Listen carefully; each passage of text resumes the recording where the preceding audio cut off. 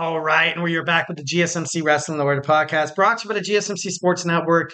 Just kind of reflect on what we talked about. We had our WWE SmackDown preview. We also talked about my Thursday Night Wrestling review, stepping into the world of Ring of Honor and the Ring of TNA Impact. We also talked about Brock Lesnar potentially coming back to the WWE. The ball is in his court. Then we had Hot Seat Cool Beans. All the participants tonight participated in Ring of Honor Death Before Dishonor. You know, I would say most of them were sizzling. I got to be honest. Most of them, I think Death Before Dishonor is a huge pay per view in terms of Ring of Honor. So, obviously something's got to give. It's a perfect start to ultimately, kind of start fresh, kind of start over, with new champions, kind of having your show kind of directed into a different, in a different passageway and stuff like that. So, yeah. Now we're going to talk about Wrestling News Roundup. So without further ado, let's talk about it. So Blair Davenport and Riley Osborne tie the knot. Riley Osborne, why does that guy sound familiar? Is that the guy from Chase U? I think it is. And Blair Davenport is I think she's Australian, I believe she is. Blair Davenport's definitely, automatically she's already left like a huge imprint on the WWE SmackDown Women's Division, attacking Naomi. That fake handshake, then attacking her from behind was classic heel, classic awesome heel. Right now, I don't really feel like the WWE Women's Division really has that. So I think ultimately, it's pretty badass. But I don't know. Hey, congratulations. Obviously, getting married is a, pretty big milestone in your life. Next, we have Soraya issues a warning about fake accounts impersonating her. Why do people impersonate people? That's always been the crazy. Like, why do people create fake accounts, burner accounts? Why do people pretend to be someone that they're not? There's so many. It's crazy. Like, whenever I'm on Twitter and I'm commenting or I'm posting something and I just want to tag someone, I try to tag like someone, for example, and it's mostly girls. I think it's mostly women, which, kind of sucks. Feel bad for y'all. But I think I was talking about NXT Heatwave, and I think I was trying to tag the Roxanne Perez thing or whatever. And then you saw like 5 or 6 accounts pop up. And I think one of them actually friend requested me, and I'm like, girl or boy, I'm just kidding. You are not Roxanne Perez. I'm sorry. I'm not buying it. I'm not buying it 1,010%. So, definitely, kind of crazy. So, just the moral of the story is do not create fake accounts. Be yourself. You're amazing just the way you are. So don't be afraid to show your light. All right, moving on. Joe Henry hints at his next NXT appearance. Obviously, you see, he's going to perform next week on WWE NXT Great American Bash. So Joe Henry, he's living up to his hype. I feel like he's not, obviously, hard through, through and through, he is a TNA Impact superstar, but I think WWE likes him. I feel like WWE they definitely see a future, using him in terms of his talent, his potential, his in-ring skills, his mic skills. I feel like Joe Henry's definitely, he's a catch. He's one of the best. I think even before this started happening, I was like, dude, this guy looks like a WWE superstar. It's crazy. And that doesn't necessarily mean I'm, trying to diminish any other value. Like, being a WWE superstar, doesn't necessarily make you better than like someone from TNA, New Japan Professional Wrestling, MLW, Stardom, et cetera, et cetera. So, I just love the way that they're booking Joe Henry. Love that he's on, NXT. It's just pretty badass. Pretty badass. All right, so Beth Phoenix parts ways with the WWE. Obviously, no surprise there. You had Adam Copeland. Ultimately, he did get injured recently at Double or Nothing, that cage match with Malachi Black. Malachi Black? Yeah, no, it wasn't Forbidden Door. I think it was a Double or Nothing. So, honestly, love 1,010%. I love how she's sticking by her husband. Not saying that WWE did Adam Copeland bad or Edge wrong in any way, shape, or form, but he's kind of nearing toward the end of his his career and heading toward his retirement. So it's not. Oh my God, I'm saying the end of the relationship. I'm not. I'm not trying to. Not trying to down their relationship, guys. I apologize, but. No, Adam Copeland mostly left to AEW because the way you kind of see him being portrayed within WWE, he started the Judgment Day, then that ultimately kind of faltered when he was kicked out, and he didn't want to keep running that same promo where he was like this, feel sorry for me kind of guy. He wanted to go to a place where he could ultimately be the rated R superstar. And it was to the point where when he was on Monday Night Raw without being on Judgment Day, how much of Adam Copeland's potential or Edge's potential, especially near the end of your career, how much can you actually use that? How much could you actually showcase? So I think the move to AEW is 1,010% was the right move. And obviously, Beth Phoenix leaving the WWE, not necessarily, through like turmoil or not, like, not like the departure is uncomfortable or anything like that at all. I think, just sometimes it's good to part ways, like, you know what I mean? Beneficial. Or Beth Phoenix, maybe she debuts in AEW. That would be pretty crazy.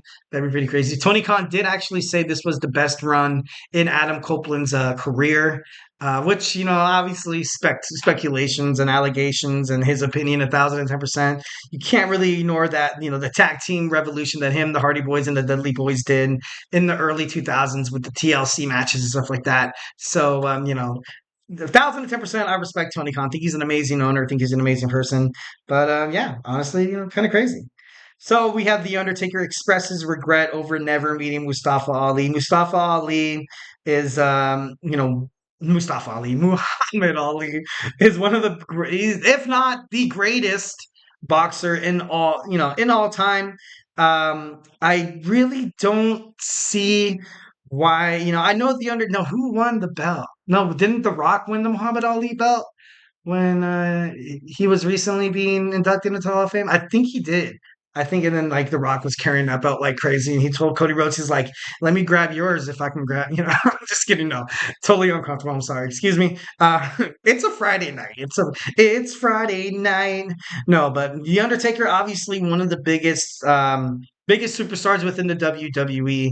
A lot of people kind of compare his striking abilities, the way he was just so prominent, kind of like the Muhammad Ali of professional wrestling. Like I said, those words, not mine. I don't think there's really any fallacy or any fallacious thinking in terms of kind of thinking that way. But The Undertaker, obviously, Mr. WrestleMania, he had the streak. He didn't necessarily really have the championship, kind of all of those are the accomplishments and stuff like that. So, just to reiterate, The Undertaker expresses regret never meeting Muhammad Ali, which, I would regret not meeting Muhammad Ali as well. That would be so crazy. It would have been awesome. I would have took like 1,000 pictures with my man, the greatest boxer of all time, Muhammad Ali. I called him Mustafa Ali. What a loser. That's crazy. All right, moving on. So we have Eric Bischoff reacts to Mercedes Moné, bragging that AEW Dynamite will surpass WCW's Nitro.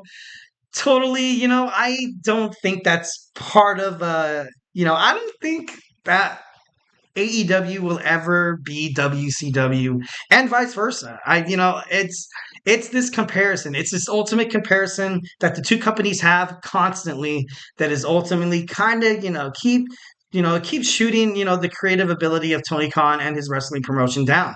I think that 1,010%. I think Eric Bischoff is a little adamant in terms of that. Vince Russo as well.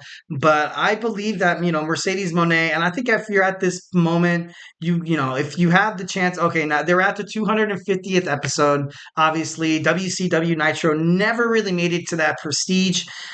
And it has nothing to do with, trying to compare apples to oranges here. Not trying to say AEW and WCW. I feel like what clouds the minds of most of the haters out there of AEW feel like that, oh, they're just a knockoff of WCW just because they're on the Turner Broadcasting Network.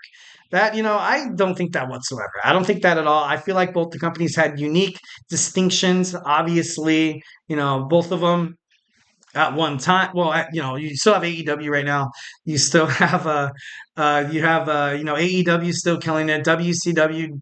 It would have been awesome if it did work out. Would have been totally awesome if the two brands did work. But you got to think about it. When WCW was happening, you didn't have technology. You didn't have cell phones. You didn't have streaming services. You also didn't have your, get Fubo TV or get Roku TV where you can just watch a couple of channels. No, back in the day, you had to pay for cable. And cable cable was expensive. Cable was expensive. Cable was, I didn't grow up with cable or anything like that. I heard about what happened on Nitro, like through a couple of friends and stuff like that. And eventually we did get cable, and I did start watching Nitro and, Thursday Night Thunder. But, it's a whole different time. It's a whole different world. Kind of like, when you talk about LeBron James and Michael Jordan, who's the GOAT, you can't really have that conversation. Be a little fun sometimes. It might be, it's thought provocative, but I don't know. Overall, I just don't see it. Different times, different times. Now in the NBA, you have a lot of fast-paced three-point shooters. You basically the center's position and power forward position, and then you have who like you actually had to fight for points inside the paint, in terms of, Michael Jordan. Sometimes, the fouls were a little bit more loosely called. So, kind of crazy, but I don't know. Next, we have Almost seemingly reacts to the rumors of WWE giving up on him. Kind of sucks, but it's sad but true. Sad but true. The bigger superstars within the WWE never really have made success in terms of professional wrestling, like the Big Show, like who's the other guy? Oh my God, I was thinking about the Great Khali. Like these guys are like, man, these guys are gonna win like freaking these guys are gonna win like championships like crazy because they're so damn huge. So, but overall, I feel like it's kind of hard, it's kind of great, but at the same time, like somebody once told me, Braun Strowman, like you kind of saw what happened to Luke Harper and Eric Rowan once when the Wyatt family kind of disbanded. You kind of had these bigger guys, like you have Otis now with the WWE. You had Keith Lee when he made it to the main roster in WWE. You can't really do too much with these guys. 1,010%. So I don't know, kind of crazy, kind of crazy. All right, next breaking news, we have Rhonda Rousey announces her second child, and she also announced the gender, revealing her pregnancy. I guess it's another girl. Congratulations to Rhonda Rousey. She also did say that she's still open to a WWE return, obviously with, Triple H still kind of being over, being in charge and, so to speak. So, I don't know. It's, kind of crazy, kind of crazy. Next, we have Buddy Matthews tried to leave AEW before securing a new lucrative deal. You haven't really seen House of Black on AEW recently. Obviously, a lot of people contemplating on, what happened to them. I know, I didn't see them on there a couple of times, and I was like, you know what? I don't really know how Buddy Matthews would feel going back to the WWE. I know he's married to Rhea Ripley. I wonder how he felt about her licking Dominic Mysterio's face. Uh, no, but and then also Malachi Black, who is also married to Zelina Vega.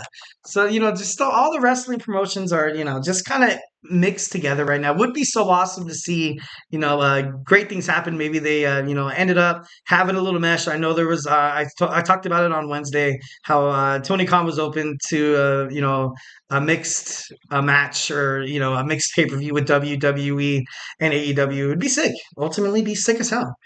And Hannah Cinnamon, that was pretty funny. That was, got to be honest. Can't really say it on air because, the language and stuff like that.